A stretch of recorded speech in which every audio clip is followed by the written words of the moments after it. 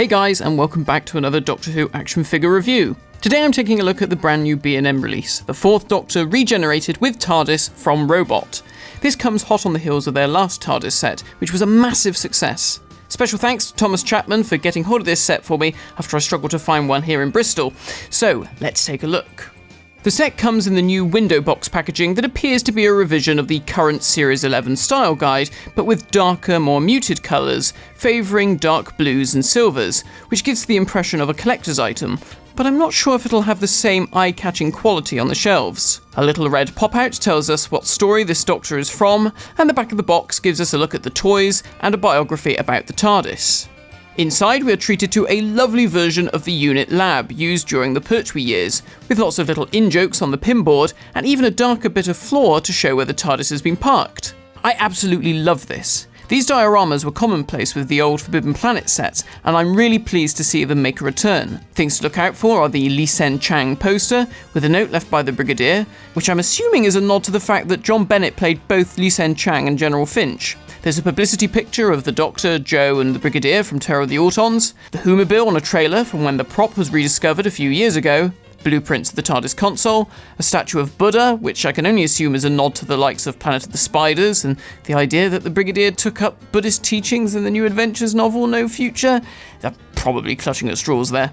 And there's even a Scorpio teleport bracelet from Blake 7 on the shelf. Out of the box, let's take a look at the TARDIS. This is a repaint of the original 4th Doctor box, just like the previous B&M release, but again there are differences here to set it apart from the other two. Firstly, it's a lovely shade of blue, a good match for the Season 11, Season 12 colouring of the prop. It's darker than the Time Monster release, but not as dark as the more Season 13 inspired look of the original release. A dirty wash has been applied to make it look suitably weathered, which works well, and it's not as heavy as the previous sets. However, just like the last set, it does have that same sort of plasticky feel to it. If you want to know more about that and how these toys are made, then I highly recommend checking out PB Prop's video on the previous set. It's a great channel if you're a fan of prop and toy construction. Now, as I've mentioned in previous videos, this toy was never going to be 100% accurate to the on-screen prop, but this time they have made further attempts to get it closer to what we see on screen. First of all, they've changed the top signs to be inverted so that it's black text on a white background. This is great for the front and the back, however, it's also featured on the sides. Technically, the right side should be the common white on black, while the left side, well, that should just be a blank space. That aside, it's nice to see some variation, and it makes the front look more like what we see on screen. However, the font is still incorrect. They've also painted the whole door sign black this time in order to disguise the fact that the sculpt has a frame around it that the prop didn't, which works fairly well.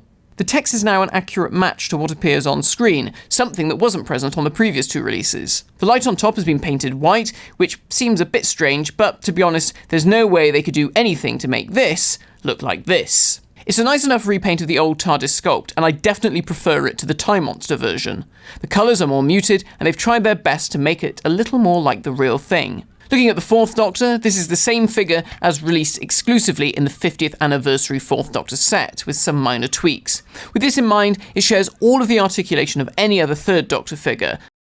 The head sculpt doesn't exactly look like Tom Baker, or perhaps it does resemble Tom waking up after a night out in Soho. The fact that they've used a new sculpt for the hair, like he's brushing it back, is a nice touch, and reflects the look at the start of Robot, which sets it apart from the other 4th Doctor figures.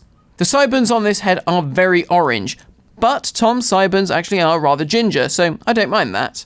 The costume is a repaint of the usual 3rd Doctor body, with the new open shirt piece in place, which matches the look of the shirt in Robot very well, even down to the buttons. However, this time round, they haven't painted the waistcoat black. The main difference between this and the original release is the addition of the greyish piping around the lapels, which was a black gloss on the original. I can't quite decide which version I prefer, but either way, it's strange that the piping is limited to these areas and don't follow the whole shape of the jacket.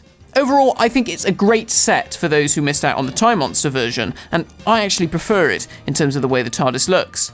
However, I would have preferred to see this figure with the 3rd Doctor's head, but we know from the issues with the Time Monster set from last year that the head and the shirt sculpt aren't compatible.